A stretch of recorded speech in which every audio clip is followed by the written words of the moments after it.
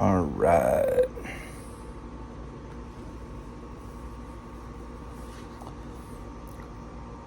I was watching Netflix, the little docu-series they have on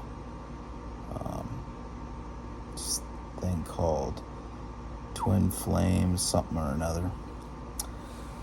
And these people, Jeff and Shalia, that have somehow convinced people that twin flames are like a real thing, to the point where they give them thousands of dollars to ascend using their twin flame connection relationship. And they've duped a ton of people into believing in this bullshit, like straight up bullshit. And it was an awesome docu-series because you could really just look at this Jeff guy and realize how much of a complete fucking tool this guy was, right? It's very apparent. Like, it makes me wonder how these people don't see this, like, within, I don't know, a couple seconds of interacting with the dude. Because he's a complete narcissist, and it's very apparent. He has, like, some kind of complex... I don't even think he believes what he's saying. Like, I think he's just making money off all these dupes.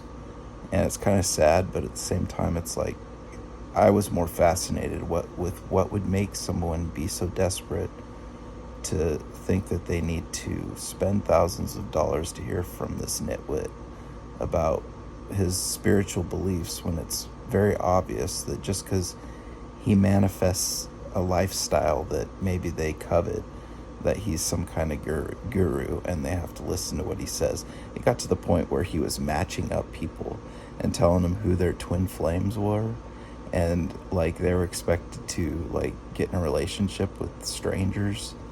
And yeah, it was pretty pathetic to watch these people do this thing. And I'm not dogging these people, I kind of am, but I'm more dogging like the mindset that would drive people to that insanity. And I think it has to do with just being children when they're adults. Like, they haven't manifested themselves into adulthood, so they just glom on to whatever it is to kind of be their mommy or daddy and tell them what to do. And it's really sad. But I just kind of wanted to chime in on that real quick and post it, because I haven't posted anything in a while. And I really want to tell people to watch out for people that seem to have the answers, because they don't. They don't have the answers. Really, the only way you can get answers is by doing something kind of like what these people were having people do. It's called the mirror exercise, right, is what they were calling it. But really all it is, it's an old concept, and it's called shadow work. And what that is when you're experiencing complications in your life, or things that you're really struggling with, depression, anything that's keeping you in a state where you are inhibiting yourself from shining and being exactly who you are, there's a reason for it, and you need to go within yourself and confront yourself, because it is driven usually by yourself. Because the way I look at it is, there are tons of people who've been in horrible situations throughout history, concentration camps and whatever, and some of these people have written some pretty extraordinary things. And when you look at the way that they got through whatever it was that was going on, you find out clearly that these people, what they're doing is they are going within themselves to find the strength they need to get through whatever it is. And that's all you can do as a human being on this earth, really. And a lot of them have like a belief in God. I know I do. It's not a religious belief. It's a spiritual belief that, pretty much God created me, like, or helped me manifest. I think it's possible that I had some input in that decision to manifest, but God is here to support me as long as I'm karmically doing the things I need to do on this earth to stay in alignment to where I'm not going against whatever it is I chose to manifest for. And that's a journey. But, you know, it's easy to get waylaid and distracted by things that are outside of your control, and to waste your energy trying to manifest things that are not even intended for your actual true self. So the best way to get to the root of all that is to do shadow work and find out what you want, right? Because that really is, it might sound selfish, but it really is the most important thing. You have to discover what you want, and then come to terms with it. And then you have to live for that, right? And a lot of times that is a good thing, not a bad thing. It's not a selfish thing. You know, maybe you want harmonious relationships. Maybe you want to show love to people. Maybe you want to give of yourself and be a servant. Maybe you want to have a lot of things. That's not me. I don't really care about a lot of things. It'd be nice to not have to worry about dying penniless, but I'm not worried about dying penniless because I have the totality of history and all the human beings that have been on this earth that have been through extraordinary struggles that I can't even fathom, that have made it through the other side. And knowing that, I've manifested here as well. If I have to go through some trials and tribulations, that's a part of why I chose to come here, if indeed I did have any input in that decision.